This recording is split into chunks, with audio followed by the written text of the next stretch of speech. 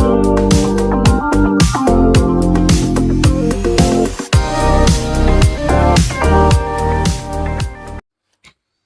semua, salam sejahtera Malaysia. Selamat datang ke channel Fels Lifestyle. Terima kasih kerana masih setia di dalam channel ini. Tuan-tuan dan puan-puan, saudara-saudara yang amat dihormati sekalian. Sebelum ini, kita mendengar nama bekas Perdana Menteri Tun Dr. Mahathir yang bakal berhadapan dengan Datuk Seri Anwar Ibrahim. Dan tidak kurang juga nama beliau, Tun Mahathir, sekali lagi disebut akan berhadapan dengan Zahid Hamidi. Sebelum ini juga ada menyatakan Tun Mahathir kritikal. Bukan kritikal kerana kesihatan, tetapi kritikal dalam keadaan politiknya yang terkini setelah kekalahan pada PRU 15 dan pembubaran, meletakkan jawatan dari pejuang. Dan akhirnya saudara-saudara, hari ini dilihat Tun Mahathir berkawan baik dengan Perikatan Nasional. Ada yang kata Tun Mahathir dalam keadaan kritikal kerana telah kalah teruk pada pilihan raya umum ke-15.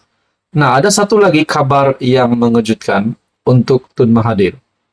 Satu artikel menyebut satu kes saman yang dikaitkan nama bekas Perdana Menteri sebanyak 2 kali itu.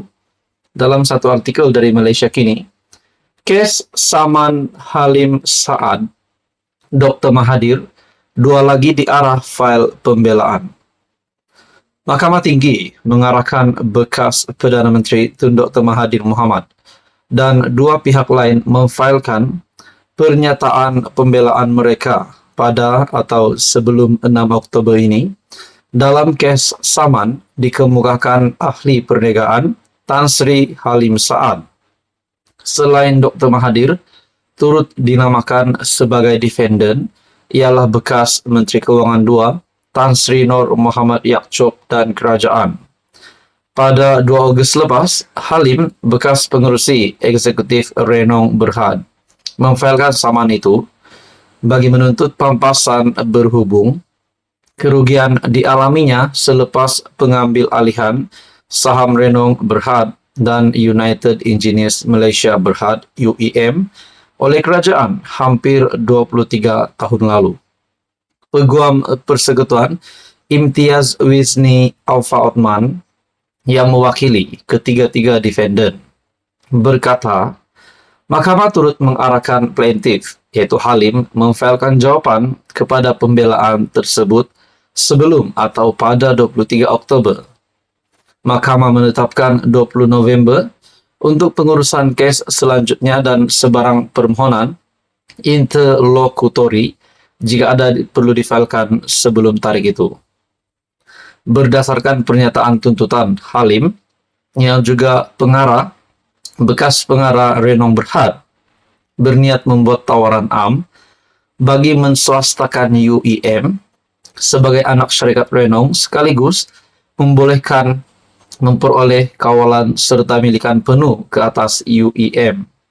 Bagaimanapun plaintiff mendakwa, beliau diarahkan Dr. Mahathir dan Nur Muhammad supaya tidak meneruskan tawaran am itu kerana kerajaan ingin mengambil semua saham dalam UEM melalui entiti yang ditetapkan, iaitu Khazanah Nasional Berhad atau pihak yang akan dicalonkan Khazanah. Saya juga diarahkan agar keluar daripada UEM dan Renong sebagai pemegang saham dan juga pengarah termasuk anak-anak syarikat 2 syarikat itu. Ini mewajibkan saya untuk menyerahkan kawalan ke atas Renong dan UEM kepada kerajaan dan selanjutnya melupuskan saham Renong milik saya dengan kerugian. Dakwanya dalam pernyataan tuntutan itu. Halim mendakwa Khazanah telah memperoleh keseluruhan saham UEM melalui anak syarikatnya, dana saham Sendirian Berhad sekaligus memperoleh kawalan terhadap UEM yang ketika itu memiliki 32.6% saham Renong. Oleh itu Halim antaranya memohon deklarasi dan pampasan berhubung pengambilan saham secara paksa oleh kerajaan bagi tempoh antara Julai dan Oktober 2001. Pada 2013, Halim memfailkan tuntutan saman RM1.8 bilion terhadap kerajaan, Khazanah dan Nur Muhammad selepas mendakwa beliau ditipu. Bagaimanapun Saman itu ditolak Mahkamah Tinggi di KL dan beliau juga gagal dalam rayuannya di Mahkamah Persekutuan pada 2015. Nah, satu lagi kejutan baru untuk Tun Mahathir, di mana satu artikel mengesahkan dari Malaysia Kini, kes Saman Halim Saad, Dr. Mahathir, dua lagi di arah file pembelaan. Saudara-saudara, sekiranya Tun Mahathir didapati bersalah di sini, adakah beliau akan dikenakan tindakan undang-undang, bakal dihukum, ataupun lebih teruknya bakal masuk penjara? Nah, semua ini menjadi persoalan. Akhirnya, saudara-saudara, kes Saman Halim Saad, Dr. Mahathir, dua lagi di arah file pembelaan. Teruskan bersama di dalam channel ini untuk info yang seterusnya. Mohon bantu channel ini dengan menekan butang like, share, dan juga subscribe. Hai semua, salam sejahtera Malaysia, tuan-tuan dan puan yang amat dihormati. Baru-baru ini, nama Isham Jalil disebut ramai. Bahkan Isham Jalil sendiri membuat pengakuan bahwa beliau mungkin akan dipecat. Hari ini, saudara-saudara, dalam satu artikel dari biharian.com, UMNO tidak perlu referendum ahli parti, kata Presiden UMNO sendiri, Ahmad Zahid Hamidi, yang juga timbalan Perdana Menteri. Datuk Seri Ahmad Zahid Hamidi menegaskan, tiada keperluan bagi UMNO untuk mengadakan referendum dalam kalangan ahli berhubung kerjasama di antara parti itu dengan DAP. Beliau yang juga Presiden UMNO menegaskan cadangan supaya diadakan referendum yang diutarakan ahli Majlis Kerja Tertinggi MKT Isham Jalil itu hanya pendapat pribadi dan semua orang tidak boleh dipaksa menerimanya. Kenapa perlu referendum? Tak perlu referendum. Saya menghormati pendapat pribadi, tapi jangan memaksa semua orang menghormati pendapat pribadi itu, katanya. Timbalan Perdana Menteri berkata demikian pada sidang media selepas melawat pavilion Kementerian Kemajuan Desa dan Wilayah di pameran Halal Antarabangsa Malaysia 2023 di Pusat Pameran dan Perdagangan Antarabangsa Malaysia. Isham melalui Facebook menggesa UMNO membuat referendum dalam kalangan 3 juta ahlinya, sama ada mahu bekerja sama dengan DAP atau tidak. Ia sebagai membalas kenyataan Setiausaha Agung DAP, Anthony Loke Siu Fook, yang menyifatkan gesaan Isham supaya UMNO bertanding solo dalam pilihan raya tanpa PH, khususnya DAP ataupun DAP, bukan pendirian rasmi parti.